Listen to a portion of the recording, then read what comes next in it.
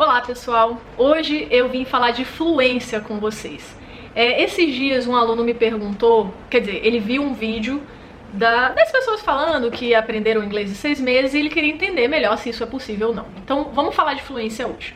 Bom, gente, a minha visão de fluência e a minha experiência também é que fluência não é um ponto fixo aonde você chega. Ah, de repente estudei e agora me tornei fluente. A fluência não é o pico de uma montanha.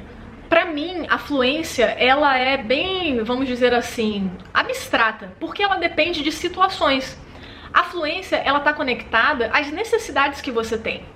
Então vamos supor, nesse momento da minha vida, as necessidades que eu tenho com a comunicação em inglês é que eu consiga ir ao mercado, ir à farmácia, ir ao médico, porque eu tô morando nos Estados Unidos e essas são as minhas necessidades atuais. Então você precisa ser capaz de se comunicar com eficiência dentro dessas situações. Então isso é um tipo de fluência. Ou seja, quanto mais capacidade você tiver de conseguir se comunicar em diferentes situações com eficiência, mais fluente você é. É claro que nós temos testes que medem fluência, mas eles também são situacionais. Por exemplo, o TOEFL ou o teste de Cambridge, o IELTS. Eles, dependendo do teste, né, mas eu vou falar do acadêmico, ele tem o objetivo de medir a sua capacidade para conseguir se comunicar em situações acadêmicas, conseguir ir a uma aula onde o professor está falando inglês o tempo todo, conseguir entender sobre uma variedade de tópicos, porque na faculdade você vai estudar geografia, história, matemática, enfim.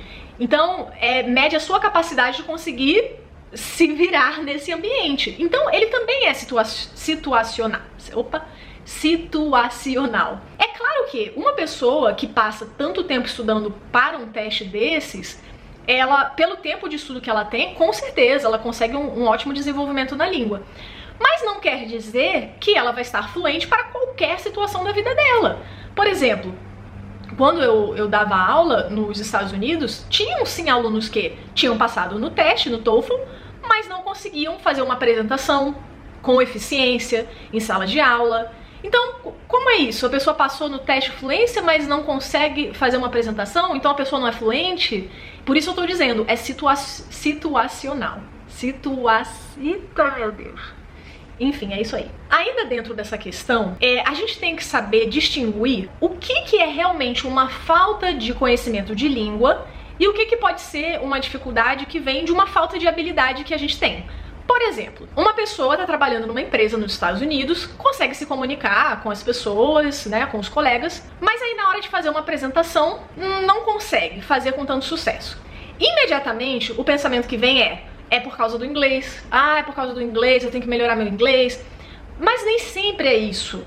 Muitas vezes a pessoa precisa de um suporte para esse tipo de situação, para conseguir se mostrar nesse tipo de ambiente, que é um pouco mais de pressão. Geralmente numa apresentação você está apresentando para o seu diretor, para o supervisor, então envolve também o nervosismo, situações que mexem com a emoção. Então a gente precisa distinguir isso. Se eu não consigo fazer algo específico, não quer dizer que eu não sou fluente na língua. Quer dizer que para aquela situação específica talvez esteja me faltando outras habilidades. Um outro ponto importante quando a gente fala de fluência é nós termos uma visão positiva, um sentimento positivo com relação à nossa comunicação e também receber validação. O primeiro sobre ter um sentimento positivo é o seguinte: muitas vezes a gente tá assistindo alguma coisa em inglês e aí no meio do filme ou do meio do seriado a gente não entendeu alguma coisa. Aí imediatamente a gente associa. Aí, tá vendo? Meu inglês ainda não é bom o suficiente. Porque quando eu tento assistir um filme, um seriado, tem coisas que eu ainda não entendo. Isso mostra uma perspectiva negativa com relação à nossa comunicação. Uma associação negativa. Ou seja, se eu não entendo algo, eu não sou fluente. Se eu não entendo algo, o meu inglês não é bom o suficiente. Só que isso não é verdade, porque às vezes, até mesmo em português, a gente não entende alguma coisa, mas a gente não se pressiona dessa forma. Você não entender algo em português não significa que você vai associar que você não sabe português. Porque pra você é óbvio que você sabe, porque você é nativo. Então, a fluência também vem acompanhada de uma visão mais positiva da nossa comunicação. Ah, eu não entendi alguma coisa no filme? Tá tudo bem, em português também às vezes eu não entendo. Ah, eu não entendi uma palavra quando eu tava lendo o livro. Ah, tá tudo bem, eu não sou um dicionário. E uma outra parte muito importante é a validação. Isso é extremamente importante. Validação é quando uma outra pessoa aprova o seu inglês, ou qualquer outra língua que você esteja estudando.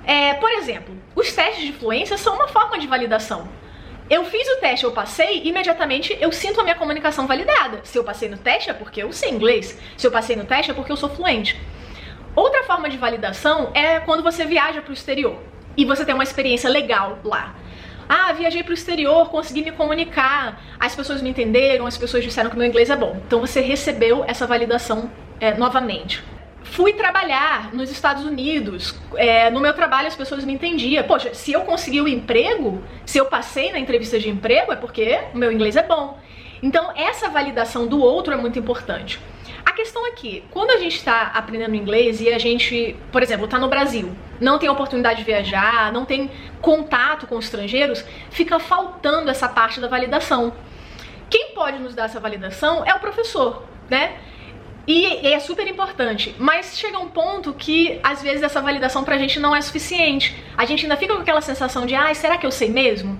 Por isso eu digo que, se você mora no Brasil, seja criativo em procurar formas de validação. Faça testes de fluência se você achar que é o caso.